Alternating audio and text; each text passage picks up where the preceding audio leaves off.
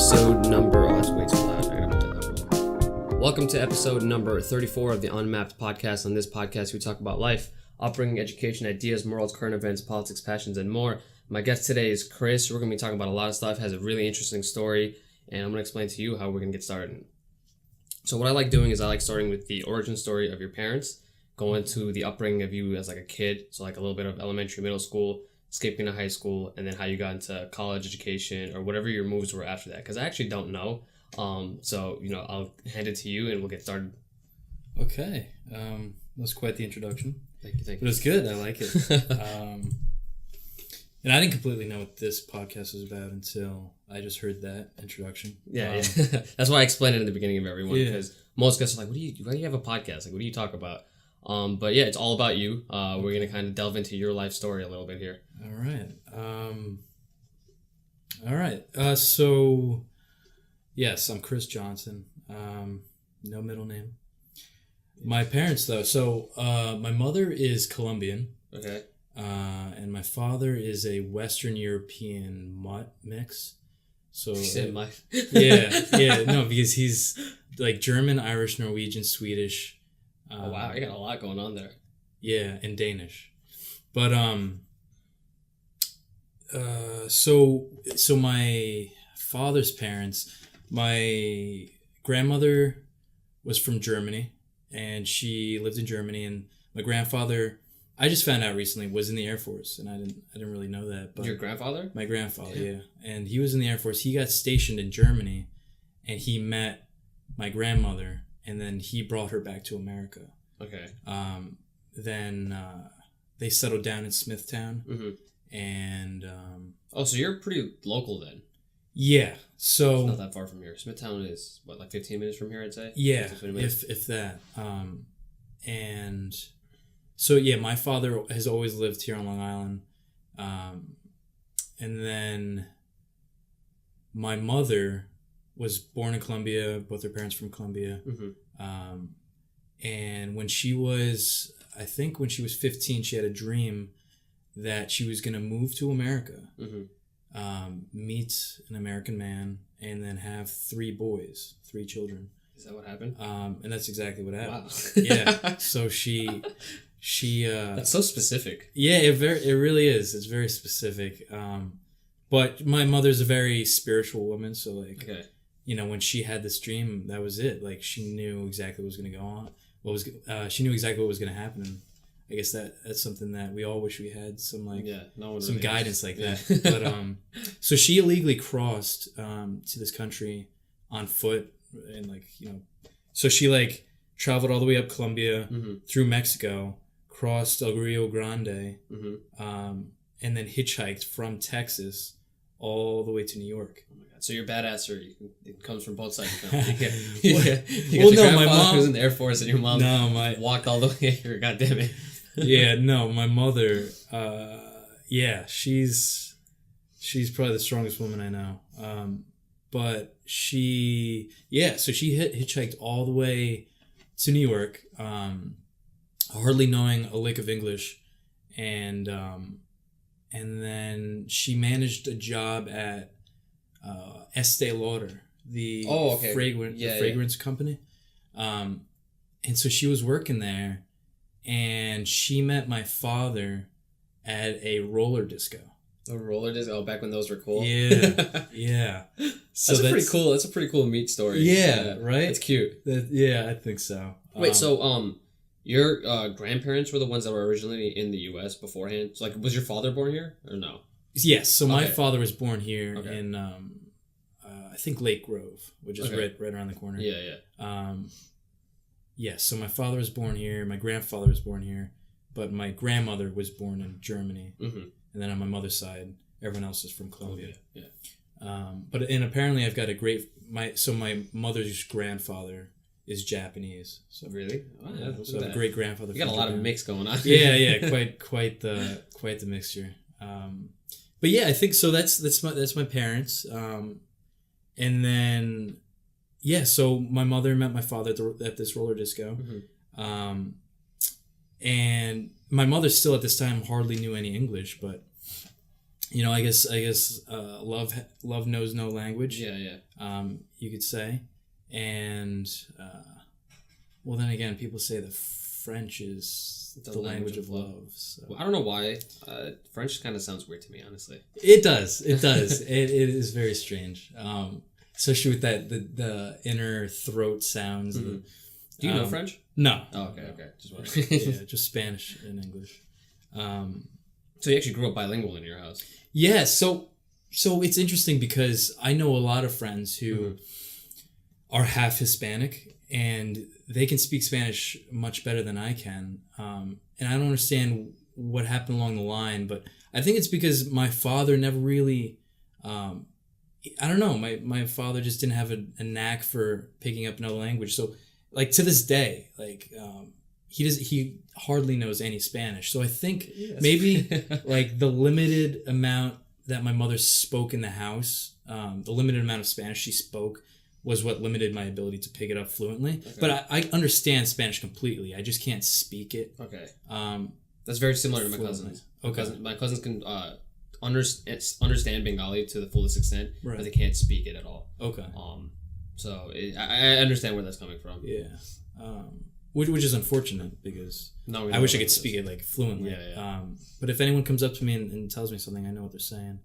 And I passed the Spanish speaking test on the Suffolk County Police exam when like I was going through that process of trying to be a cop. But we'll go into that later. Oh, okay. It's another story. We're still at the beginnings here. Yeah. So are you the oldest of all your siblings, or? So no. So my mother, before she moved to America. And I guess after she had the dream, I'm not sure what happened along the line, but so my mother was married before to another man in Colombia and had a daughter, and that's my older sister Tatiana. And so unfortunately he passed away in a trucking what's it? Rest in peace. Yeah, of course. In a trucking accident. Mm-hmm. He was a truck driver. So then after that, my mother she was a single mother raising my daughter, and then maybe that's when she realized that she should fulfill her prophecy and maybe set up a better life for Tatiana, because it's a very difficult life. And so when she immigrated to the U.S., she came with your no. So she left Tatiana with her sister, because my mother has 9 sisters and had 3 brothers. Siblings. So that's a huge family, yeah. So with her, it was like what was that? Like 13? It was like a 13, 13 children. And so she left Tatiana with one of her sisters. Then she moved to America. Then when she got a job and settled down with my father, then that's when she brought Tatiana over to have like a stable household. And so... So she's the oldest. Yes, thank you. That's where I was going with that. So Tatiana, she's much older too. I'm 23, and Tatiana is 34. Oh, wow. So she's 11 years older. Yeah. So she was always tasked with babysitting, when we were younger. So I have an older brother, Michael. He's 25. Just turned 26, and then I'm the middle. Okay. And then I have a younger brother, Brian. He's 20, about to be 21. You guys are pretty evenly. Yeah, close. Yeah, close in age. 22 years older than my younger, and then 3 years younger than my older. And so so I'm the middle child. And do you feel like the middle child? Because my brother's the middle child, and I definitely feel like he doesn't get as much attention as I got as a child, or as my sister gets, because my sister's 5. Yeah. So obviously she's gonna get all the attention now. He's just stuck there, and they're like, we want to care more, but there's a 5-year-old that's we need to make sure it's not yelling. And then there's the older one where it's for me, for my mom especially, I was a child, I was a baby not that long ago, so seeing an adult now, it's weird to her, and she definitely gives me more attention than she should. Yeah. And then it's funny you say that, because I didn't really know, because I knew there's a thing with the middle child. It's always been a thing, but I didn't know it was more of not a neglected thing, but yes. So apparently the middle child doesn't get as much attention. It gets less attention. And I didn't realize that until people started telling me that. And I started thinking back and realizing that, yeah, that's true. Because, it happens. the baby's always the baby. Yeah. And then the firstborn is always the firstborn. Exactly. So it's not neglect, really. It's just like they don't have as much time for you. Like, just because like a 5-year-old will always require a lot more time. Like in my case, at least. Mm-hmm. Like the younger one will always require more time because like they're on the upcoming, whatever, maybe their baby. And then the older one is probably going through... No, you're fine. The older one's probably doing things beforehand, like, going through certain phases first, or having issues that, the one in the middle doesn't have yet. Like, in my scenario, like, my brother is... When I was going through high school stuff, so, like, arguing with my parents, this and that, my brother was, like, 8 at the time. Okay. 8-year-old doesn't really have any issues. Like, they've already kind of established, like, he's not a child anymore, where it's like they have to feed him. Right. But he's also not old enough where he has, like, problems. Yeah. He's just kind of coasting. Yeah. So, like, you're at that middle where you're coasting. Yeah. No, definitely. I definitely see that.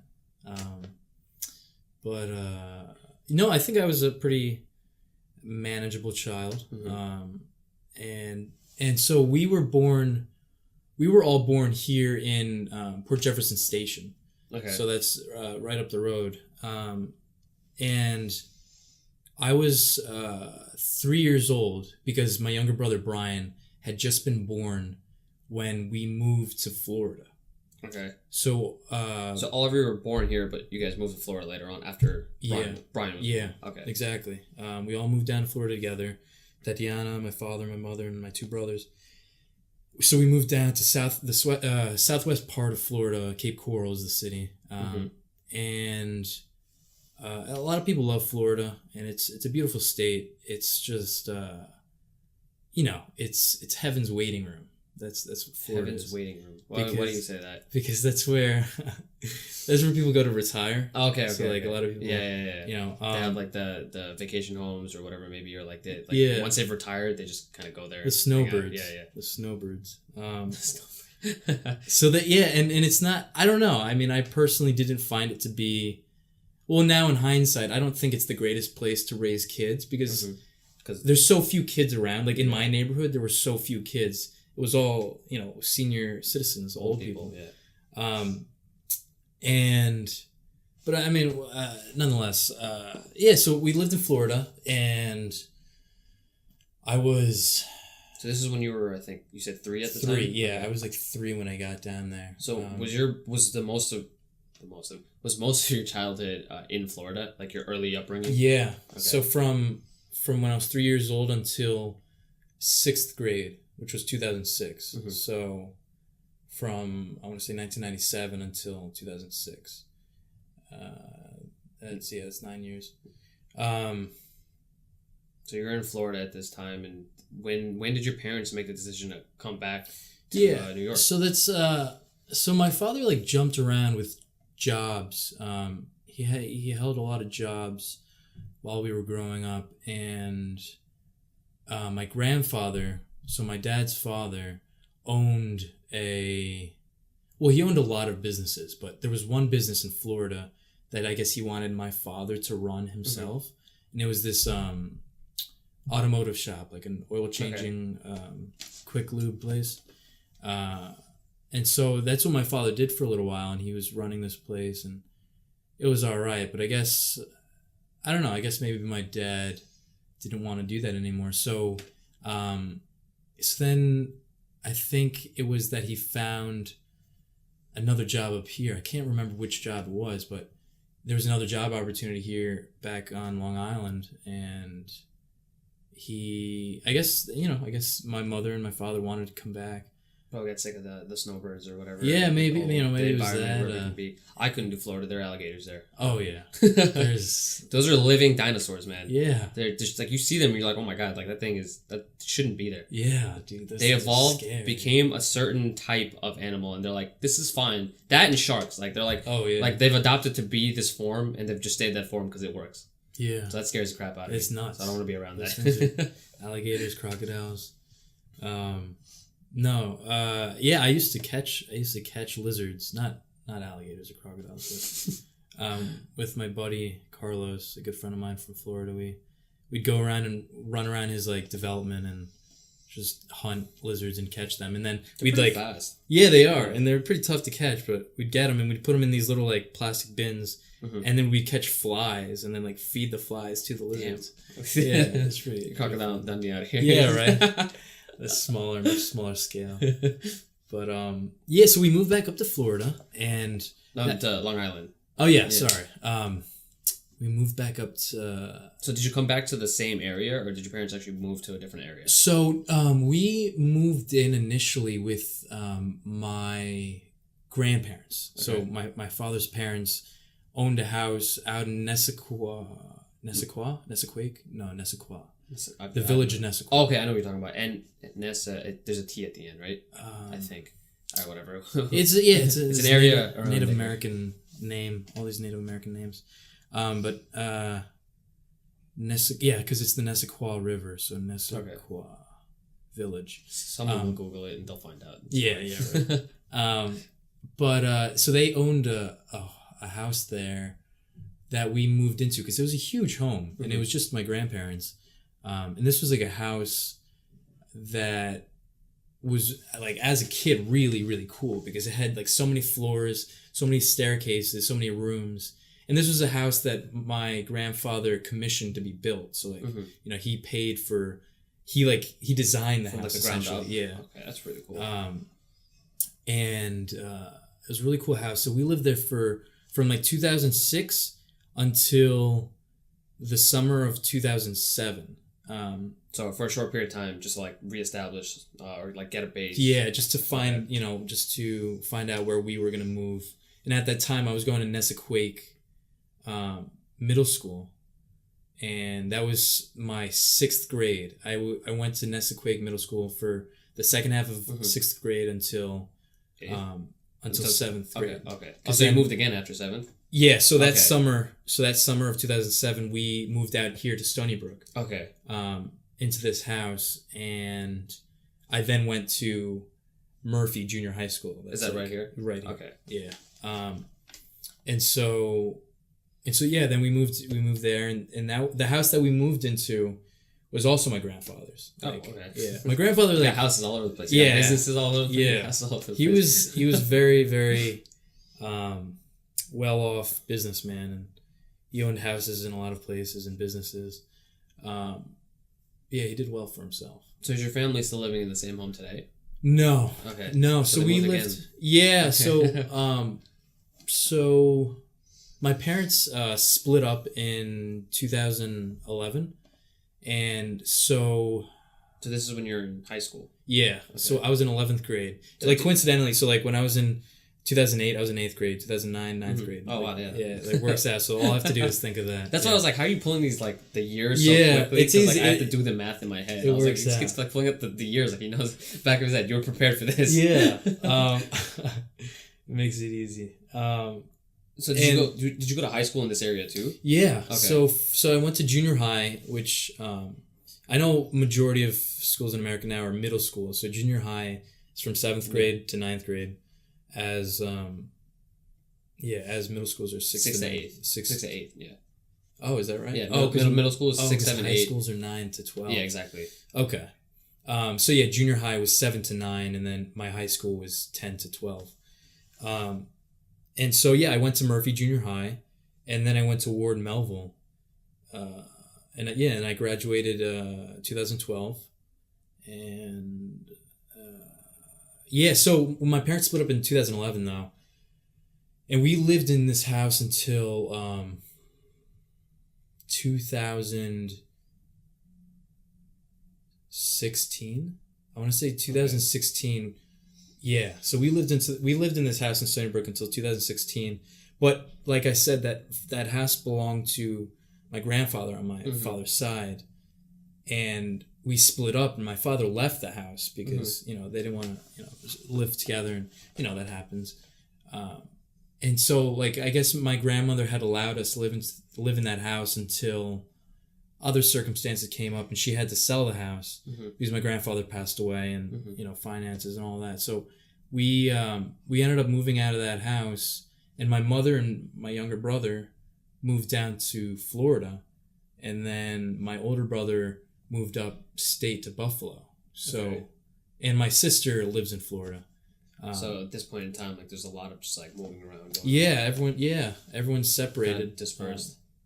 So I'm the only one here on Long Island, and so when did you well, you said earlier that you found out later on that your father was part of the Air Force and grandfather, sorry, no, was part of the Air Force, and you didn't find that out until recently. Mm-hmm. But I find it interesting because you are also going to be deployed soon and all that stuff. Right. But you're also focused. You also focus on your college education, and 11th grade is like it's not your senior year of high school, but this is right before you started making college decisions or whatever decision you were going to make to kind of propel your adult life, if you will. So what at this time, what decisions were you thinking of, and then what spurred the decisions that you did end up making? Okay. Very good question.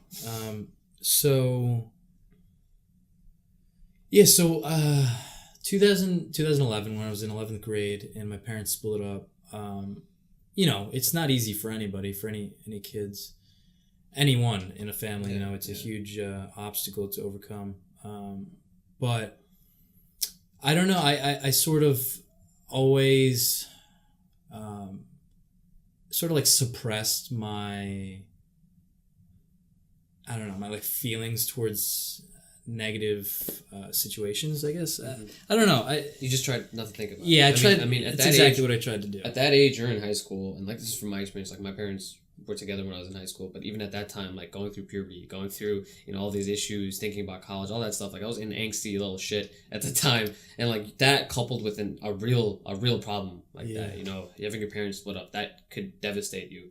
And for most kids, like it does. So it's, for anyone, it's a super, super tough situation to deal with. And on top of that, it's like you have, you love both of your parents. So when that's something like that happens, you're torn apart. Yeah. You're like literally like just down the middle. Like, what do I do? Yeah. No, it's a great way of putting it. And so I really just tried not to think about it. And I had then gone on into 12th grade, my senior year, and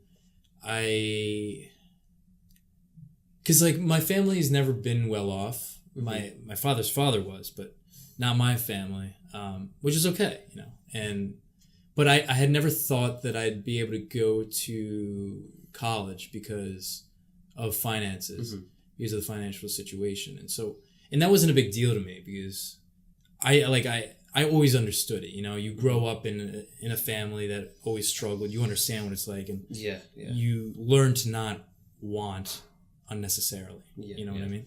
So I don't know. I sort of just didn't think I was gonna go to college, but I knew I had to do something to not fall into the same struggles that my father found himself in. Searching for jobs, always looking for a new job, and so I had given it a lot of thought, and I wanted to be a pilot, and I thought like, hey, how can I be a pilot? That was a dream of mine. And an airplane pilot? Yeah, like a airplane, like a fighter jet, like any kind of pilot. Okay. And so I started looking into the Air Force. That's so coincidental because you didn't know that your grandfather was in the Air Force. Yeah, it is. When did you find that out? Like about a year ago. Yeah, that's so coincidental. Yeah. That's crazy. It's in your genetics or something. Yeah, maybe. And so. Yeah, so I wanted to go the flight route, and naturally you think Air Force, flying, Air Force flying. But little did I know you have a better chance of becoming a pilot in the Navy than you do in any other branch. Okay. Do you know why? Why is that? There's just more opportunities in the Navy because in the Air Force it's very prestigious. The pilots are a very prestigious group, and it's very hard to get into, and like you have to go to the Air Force Academy, and that's what I had been looking into, the Air Force Academy. But you need like 2 endorsements from congressmen, and you need a lot of things. Okay. Same thing for that Naval Academy. I forget the name of it. Out in I think it's in Connecticut. Either way, so it's like a very prestigious, like highly looked upon position. It's I feel like it's one of those things where it's like it has to be like kind of, it's like a torch that's like passed down to you type thing. Yeah, you know what? There may be like a, what do you call that when you have like lineage, like when your parents go to a university and then It's like an alumni type of thing. Yeah, kind of. I don't know. Family in the Air Force. Maybe I don't know. So I don't. My guess. I don't either. But I just know it was very prestigious, and there was a lot that would have had to gone into it. But anyway, so like I ended up not doing that, and then I was like, well, hey, look, if I'm gonna join the military, I thought to myself, I might as well join like the best branch, okay. And now it's biased because I am a Marine, so it is the best branch. to say it's the best branch is very biased, but I mean, their motto is the few, the proud, and it's the smallest branch of the military. It's a department of the Navy. Mm-hmm. There's only I think they're trying to get their numbers down to 180,000 Marines total. Okay, that's across the U.S. Across the U.S.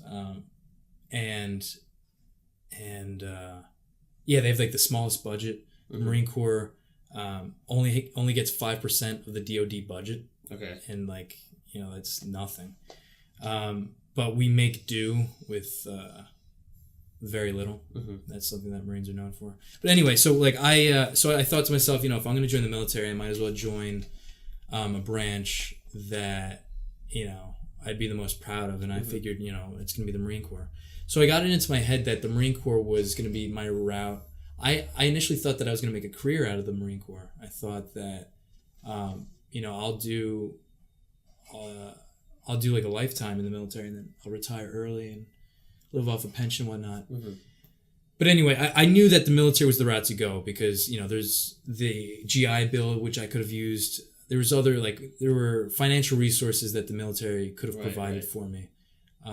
And this was senior year of high school? Senior year of high school. This is a tough decision to be making as a senior. Yeah, but it's funny because I didn't think too much about it. Right. And it's such a strange thing to think back on and for me to talk about. I didn't think about a lot. I didn't think about a lot of things. I was always zoned out. I always, in high school, I was known as the biggest stoner.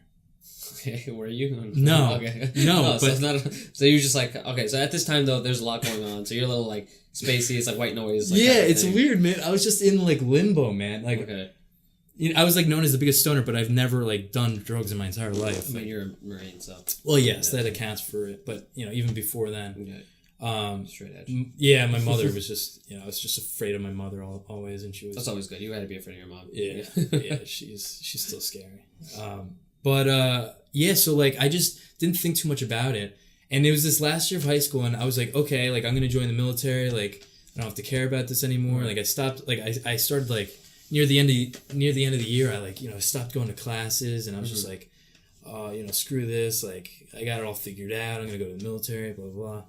And then so I had this mentality of not caring anymore.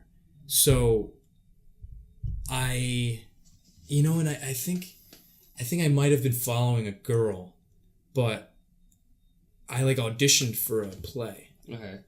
This is also in high school. Same time. Okay. Yeah, this was the second half of senior year, and I auditioned for the show for a theater production at my high school.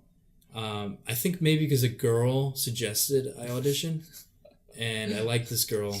But I also, I had this mentality of not caring anymore, and you're fuck it, let me try it. Why not? Yeah, I got nothing to lose. I'm never gonna see these people again. Right. I'm joining the military. Blah blah blah. Who cares?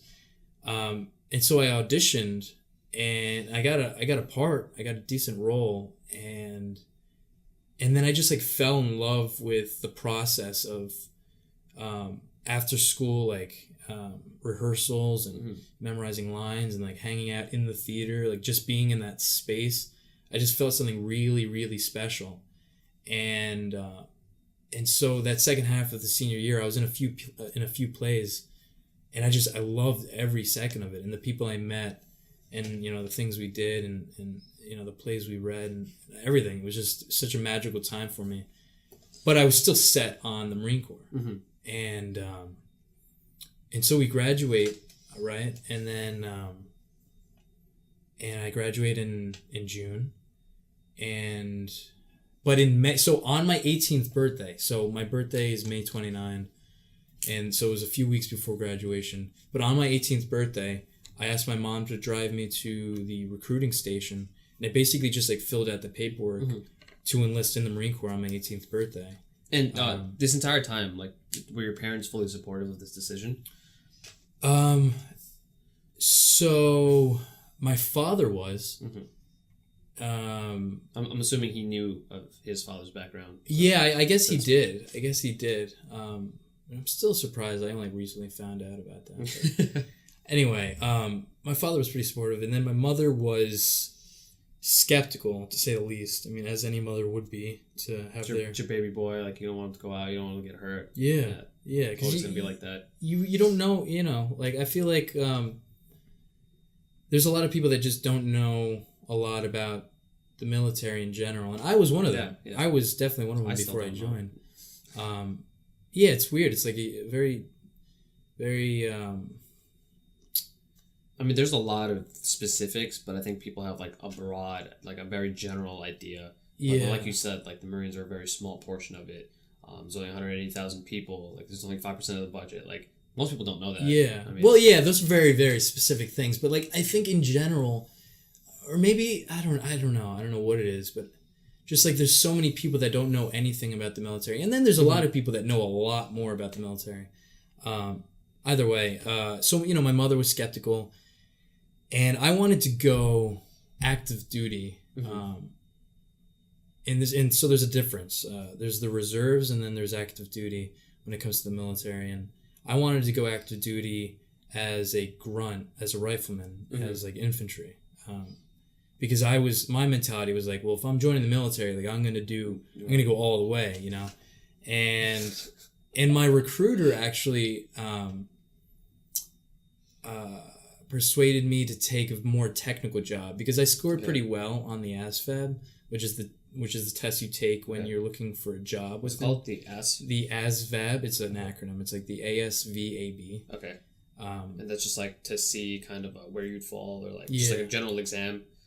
Or it's like a standardized type of test. Yeah, it's it is. I might have actually gotten that acronym wrong. I don't know. I forget what it stands for, but that's one thing. That's one thing about the military is there's millions and millions of acronyms. There really, really are. There's acronyms for acronyms. What?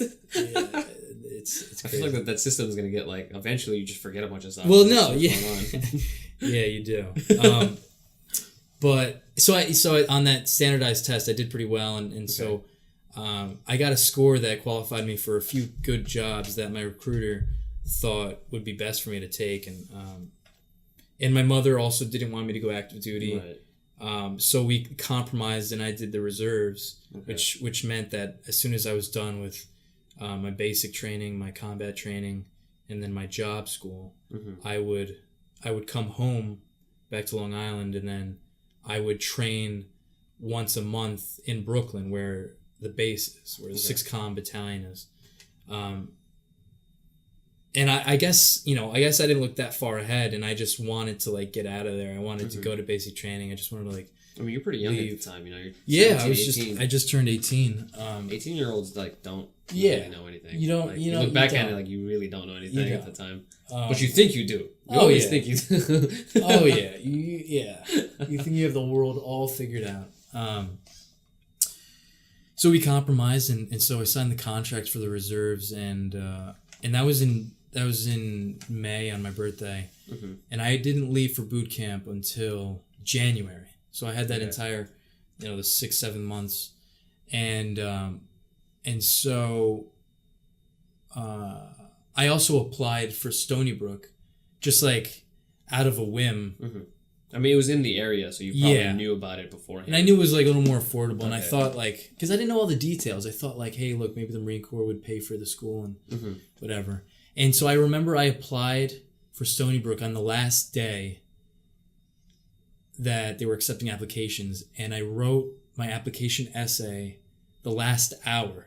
So like they closed it off at like 10 p.m. or something, and I like started at 9, and I like wrote this little paper about climbing trees with a buddy of mine in high school. We used to like just climb trees, and we'd sit in trees like for hours, and we would just talk about life.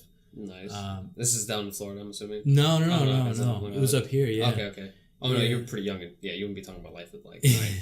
No, yeah. You're a young philosopher out there. Not too many good climbing trees in Florida. Okay, also that. But yeah. Anyway. So you wrote this essay and you handed it in, and then got accepted to Sony. Yeah. So surprisingly, I got accepted, and I didn't think I would. But anyway, I got accepted, and then I figured it out, and like financially, I'd have been able to go. Mm-hmm. So I did. And so then I enrolled on that first semester in 2012. Okay. And so I did that one semester and finished in December. Mm-hmm. And then I went to boot camp in January. Okay. So it worked out really well. So you got the taste of college for a little bit. Yeah. Okay. Yeah. And what did you do that first semester here? Like so excuse me. I took a bunch of gen eds. Okay. At the time, there were decks. Decks, yeah. Now they're SBCs here. Yeah. So I just took a bunch of decks and... Like, given your interest in theater from early on, like, did you already, like, come in, like, kind of want to take those classes? Yeah, I did. Okay. I did. I wanted to take more theater classes, but... I didn't. I took Intro to Theater Arts, which was a terrible class. Mm-hmm. Because I don't even think it was... I think it was like a history class, and it wasn't even a theater class. Mine was actually... I took Theater 101. Okay. That was like my sophomore year. But my teacher, professor, was really cool. Who do you remember you had? I forgot. That was so long ago. Okay. But we actually like worked the entire semester to kind of... It was kind of history. So yeah, you are right. So it was a little boring, but at the end of the class, we had our own like little play that we made. Okay. So that was kind of cool. Yeah. I wish I had taken classes then, but yeah, I took a bunch of the general classes, and then and then I was off. Yeah, so this is January of like 2013. Correct. And you're getting sent out to boot camp. Yeah. To be a Marine. Yeah. So what happens from then on? So so it's so funny because I was still zoned out. I was still in this strange mentality. It was just a very strange moment, very strange time in my life. And I didn't like research. I like didn't research what it was going to be like. Mm-hmm. And you just kind of threw yourself into it. Yeah. Okay. I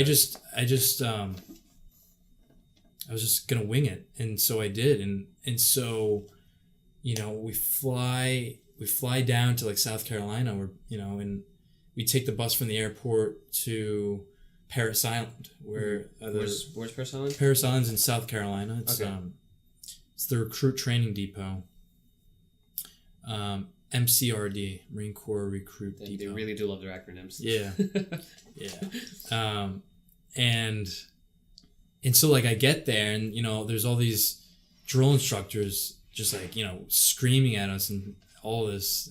Is it similar to what is portrayed in like movies and TV shows and stuff? Absolutely. It's like there's a lot of yelling, a lot of like trumpets in the morning, get up, like that kind of stuff. Yeah, it's Full Metal Jacket. I'm trying to think of other movies that portray it, but it essentially is. I'm trying to think of that movie with Hawkeye from Avengers. Jarhead. No, the one where he defuses bombs. Hurt Locker. Hurt Locker, that's the one. Yeah.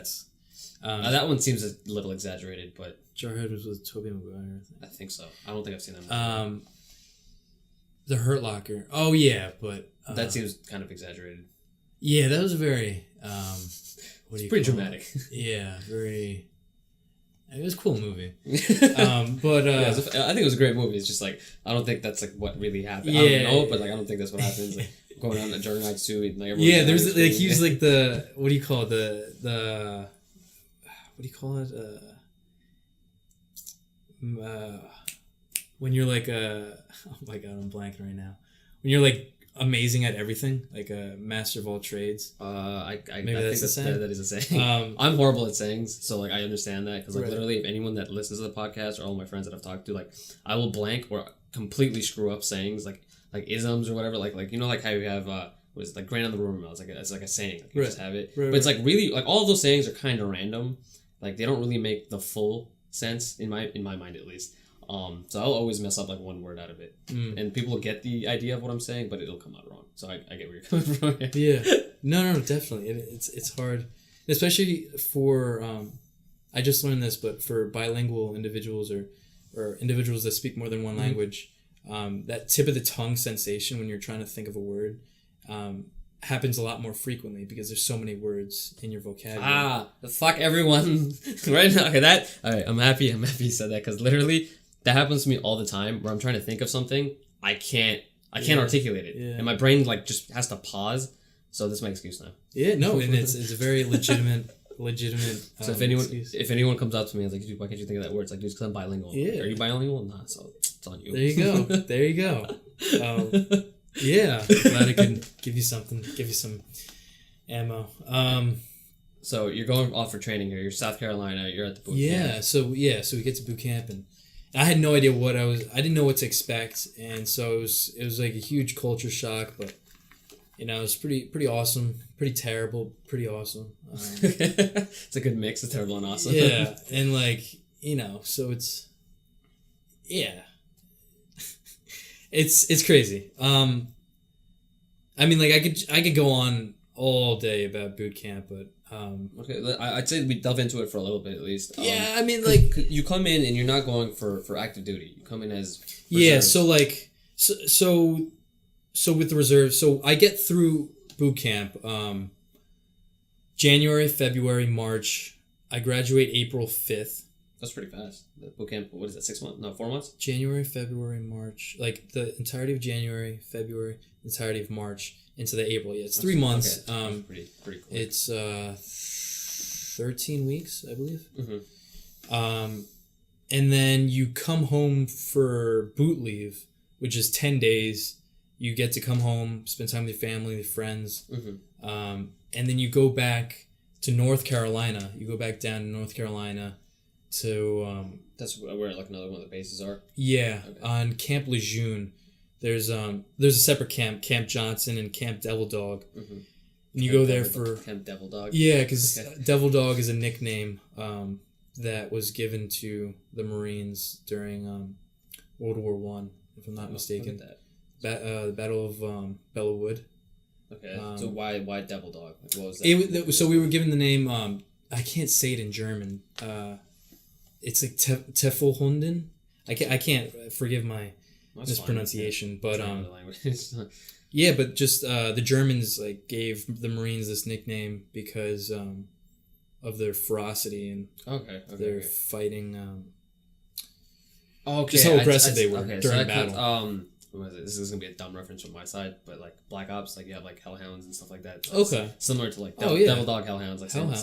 That sounds, I didn't even know that. Yeah. And there's like a lot of nicknames for Marines. There's Leathernecks because back in I believe like the 1700s, maybe the late 17, because the Marine Corps was founded in 1775, and Marines used to wear like a leather collar around their neck that would protect them from getting their throats slit. Oh, shit. And the collar would also like hold their neck up, so they'd be called. So that would give them this like confident. Like Marines would always look confident. Yeah, this confident stature, and so they were called Leathernecks, and Devil Dogs. Yeah, so Camp Devil Dogs. So we went back down to North Carolina. I did combat training, and combat training was pretty awesome. It was only a month long, and we got to fire all kinds of awesome weapon systems. Like the M240, M249.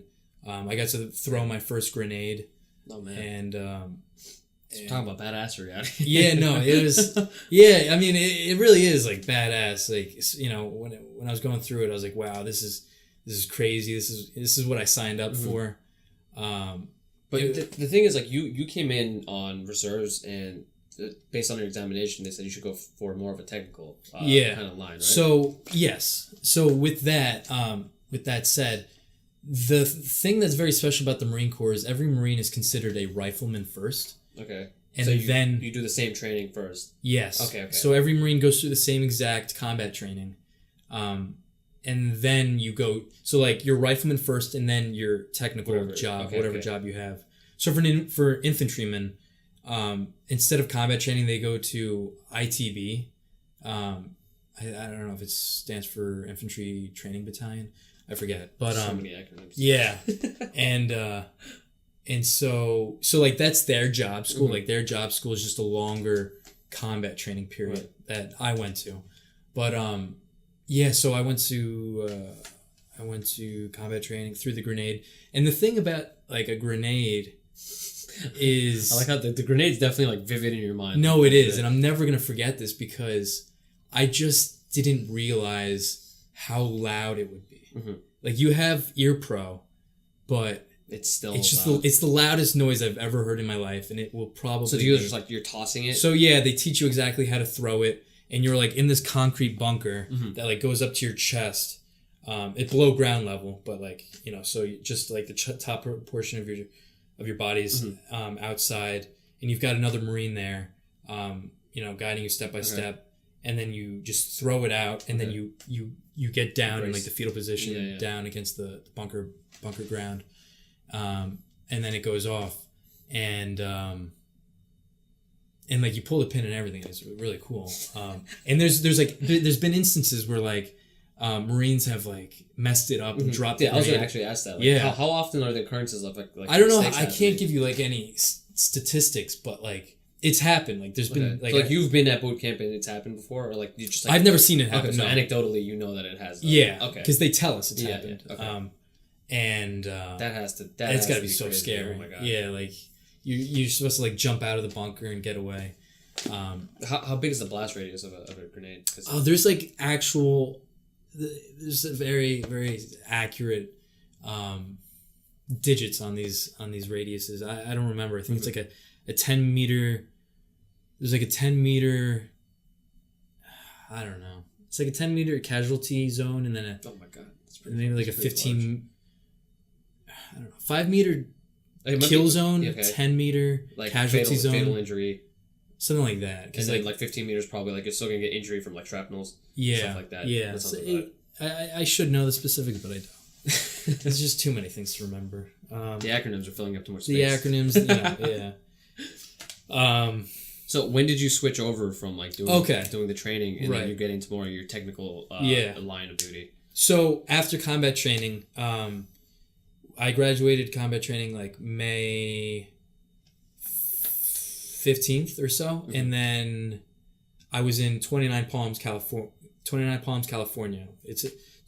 Palms is in the Mojave Desert, which is like the lower western part of lower eastern part of California, and it stretches all the way into like Nevada and Arizona. Like the Mojave Desert is huge, and so that's where my job school was. That's where my job is a technical controller, and we work with like the equipment, I'm assuming? Yeah, with a lot of technical equipment. And my job school is really, really long. For like comparatively, most jobs are like, I want to round it to about 3 months. But I was in 29 Palms for about 11 months.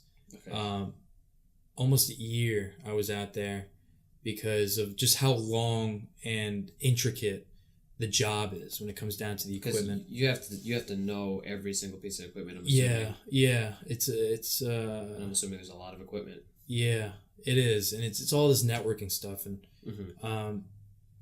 and so, but 29 Palms was awesome. Like it was a great time because I think because of one specific factor that I think not a lot of people think about. And it's like the lack of responsibility, believe it or not. Because how so? So like when you go over there, you're told when to wake up, you're told what to do. You're pretty much fed because you're fed 3 times a day at the chow hall, the cafeteria. Chow hall. Yeah. There's a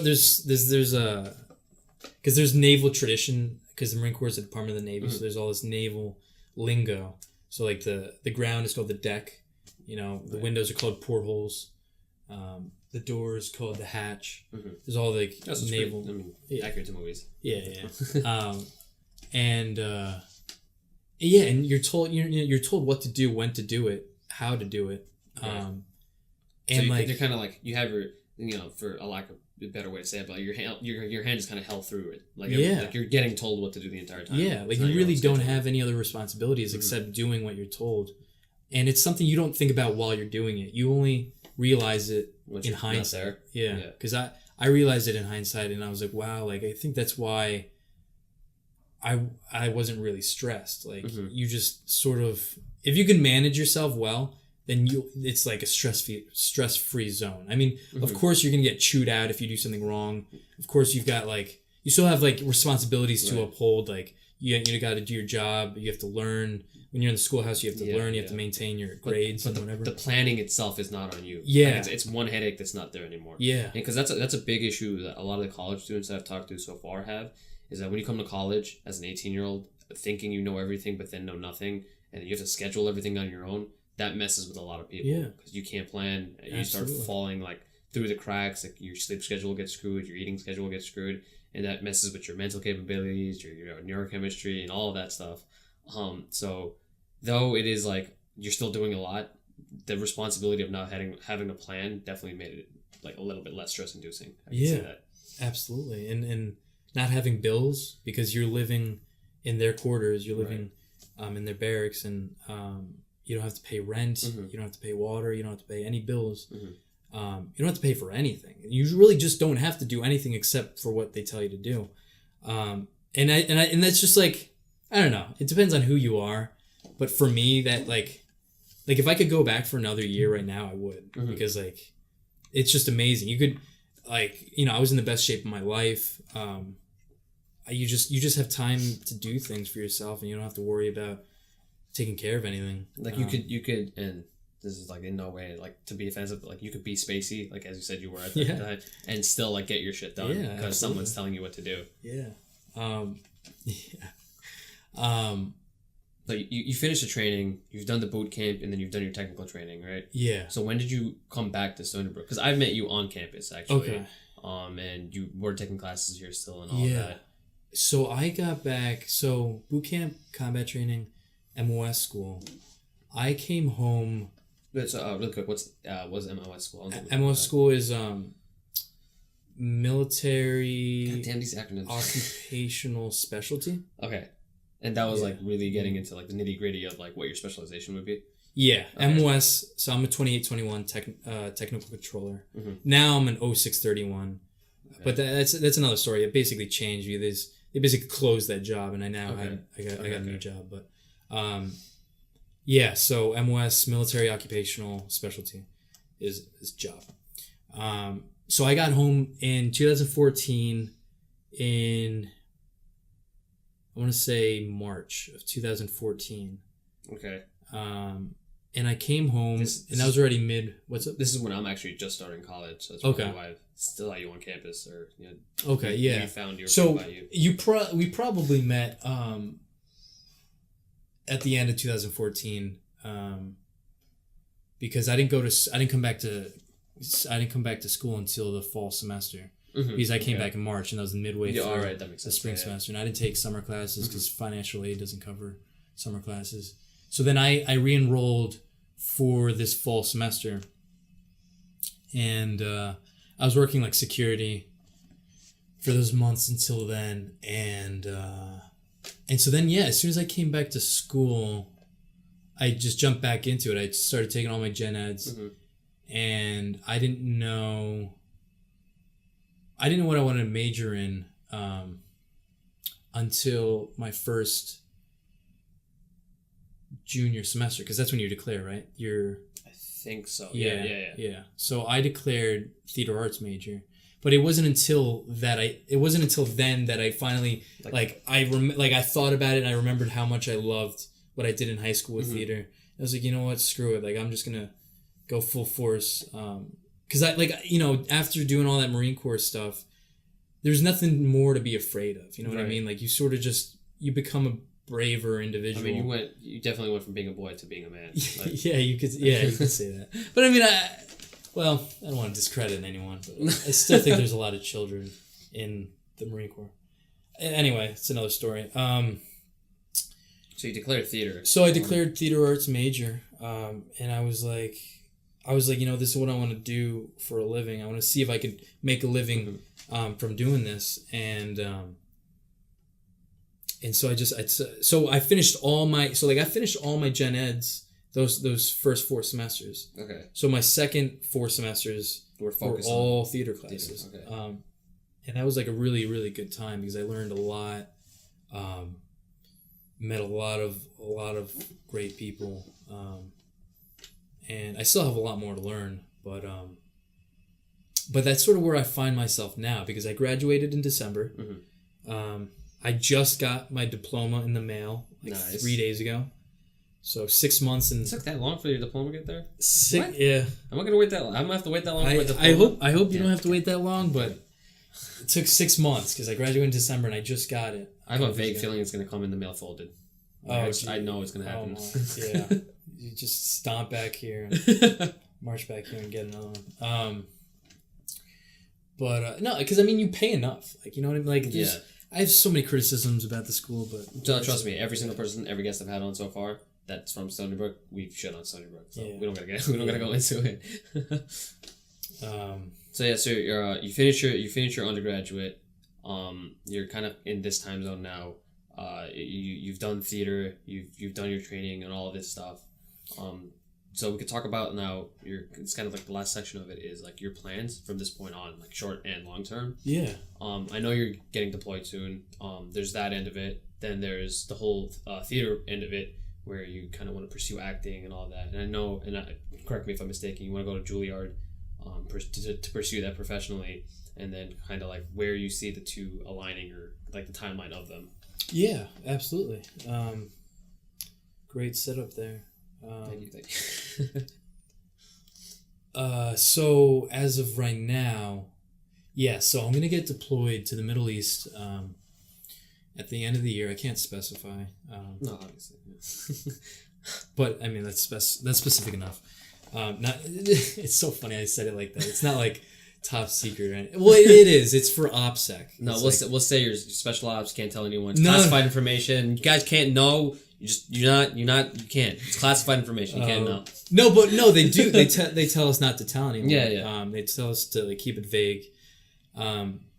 For a good reason, because there's been plenty of instances where guys have gotten in trouble for it, and not just getting in trouble is the object, but the safety of others. You don't want to compromise a mission. But yeah, so the Middle East, it does. It's classified and it can't be compromised.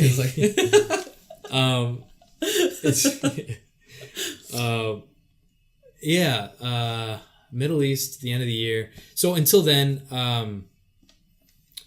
not quite sure, because I had been banking on leaving this month. I thought I was going to leave this month, but then there were some logistical challenges, and so now it's pushed back. But it's set in stone, black and white. It's happening end of the year. And what I plan on doing, so I'm going to be out. I'll be out there for about 11 months, and so with that, when you're deployed, that counts as active duty time. Mm-hmm. And if I were able to go back, I would have gone active duty, because when you're active duty, you qualify for the GI Bill. And the GI Bill is it's basically a bill for service members that helps them with the financial costs of education. And being in the reserves, I didn't really qualify. You qualify for a small percentage, but it's only like, I don't know, a couple $100 a month, and that that's not a lot. So that means that for going for your undergraduate, you were banking on like just regular financial aid, same thing as like the average college student. Yeah, that's what I used. I used TAP and I used FAFSA. Yeah. And I was fortunate to be unfortunate because of. I know what you. Yeah. Same scenario. There's actually a point in time in my junior year when my parents started making more, and that made it more difficult for us to pay for college because I got less financially. Right? Loopholes out here. It's so annoying. It's weird. It's a counterintuitive. Yeah.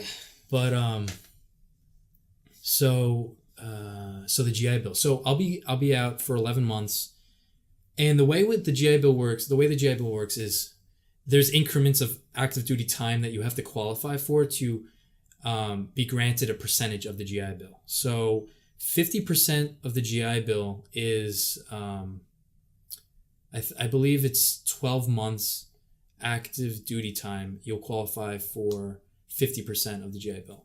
And and I could be mistaken. It might be 18 months. I just don't remember these numbers, but the numbers I do know is 24 months, you get 80%. Okay. So that's the number I'm aiming for. And so have you been active duty before being deployed in the past? Like, what has counted as active duty? I've been active duty, but not for purposes other than training. Okay. So boot camp, combat training, and MOS school don't count as active duty for non-training reasons. That's all training. But the exception is if you deploy and you take the time that you're deployed and you add it to your training active duty time, and it's at least 24 months, you'll qualify for the entirety of the 24 months. So if you just take this 11 months of active duty time, that's nothing. But if I take that and all that training, with the training, couple it, so this 11 months of the deployment, the 3 months of boot camp, 1 month of combat training, and then 11 months of MOS school. So that's 4, 11, 15. It's 26 months. Yeah. And so that'll qualify me for 80% of the GI Bill.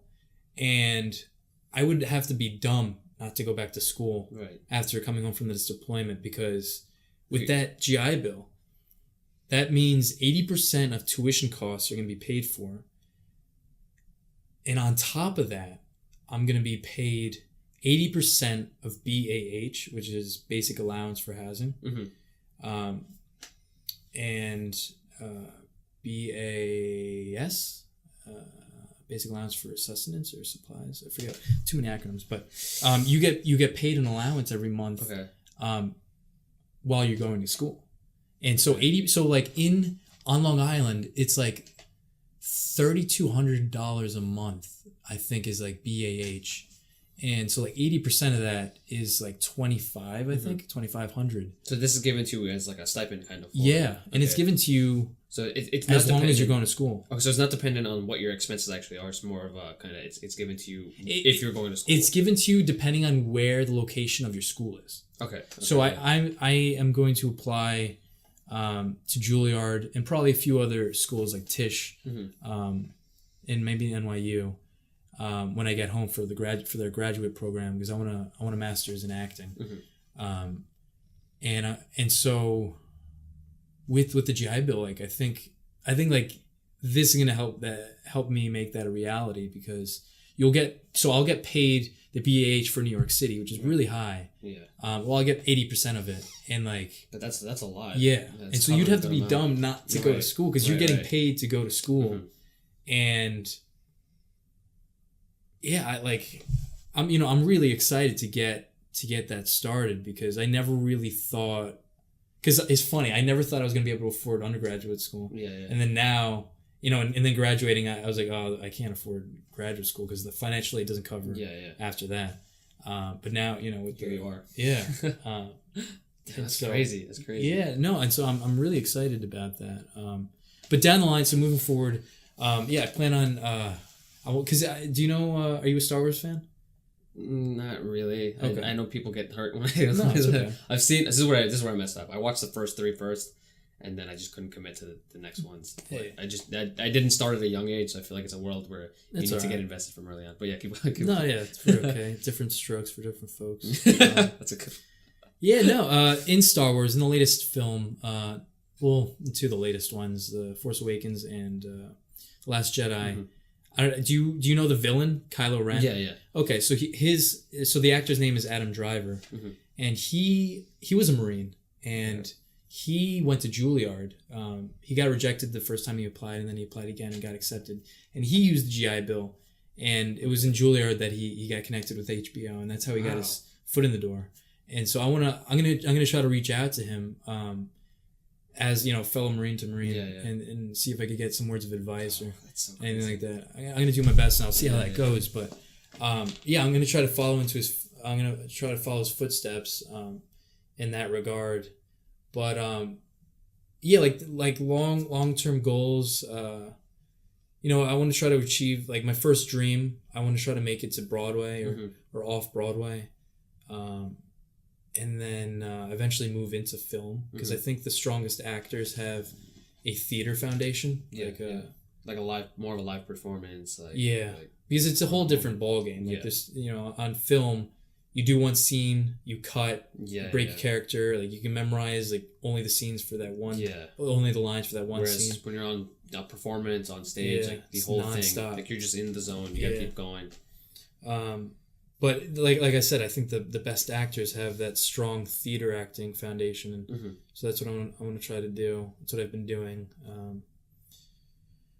And then theater, and then move on to film, because there's so many opportunities. We've got Netflix, we've got Hulu, all these new HBO shows. Like, there's so many media opportunities. YouTube series. There's so many shows. And it's just growing more. Yeah. And people will always want content. Yeah. It's just depending on what content you're putting out. Yeah. And I feel like right now, like, media is just trying to, like, test in the waters, just putting things out there. Oh, it didn't work? All right, we can cancel it. We try a different one. Right. So, like, as long as you can get your foot in the door, that's all that really matters.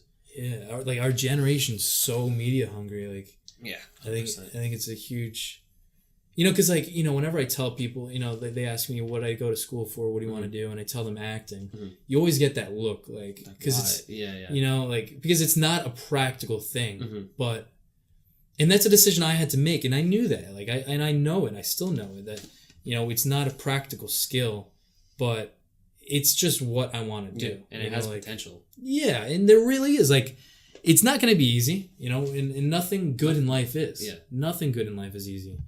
But to you it's worth it. Yeah. It's your passion. It's something you love, something you want to do. Yeah, and I would just be, I don't know, I wouldn't be able to live with myself if I didn't at least try. Right. You know what I mean? Right. If it doesn't work, well, then it doesn't work. Yeah. But you gave it your all. Yeah, exactly. Exactly. You don't want to be an old man or an old woman and think back in life and wish you did something. You know? I think that would be the most painful thing in anybody's life, is wishing they did something that they can no longer do. You have to try. And that's what's going to make you, that's what's going to allow you to sleep at night. And that's what's, that's what's going to carry you on. That's funny that you ended off on that, because the last section I actually have on the podcast is I tell my guests to say one quote or one saying or one type of quote or something they find important at the end of it. And I feel like you just said it. So if you want, you could rephrase it and say however you want. But I think we've covered your story. You got a lot going on. You're going to be one of the most badass actors out there. Thank you. So, knock on wood. Yeah, knock on wood. And we covered a lot of ground here. And so if you want, you could say a different quote, or we could leave it at that one, where it's just, never live with, you want to end up with no regrets when you're older. Yeah. You have to at least try. Don't give up until you try. There we go. You can wrap it up on that. You gotta try. You gotta put in the work, no matter what it is. All right, guys. Thank you for watching the video again, watching the podcast, listening to the podcast, whatever it be. Chris Johnson, badass. Look at this guy. Hey. Doing classified things out here. Give it up for our awesome host. Thank you. Thanks for tuning in. Like, share, subscribe, all that stuff. Peace out, and I'll see you in the next one.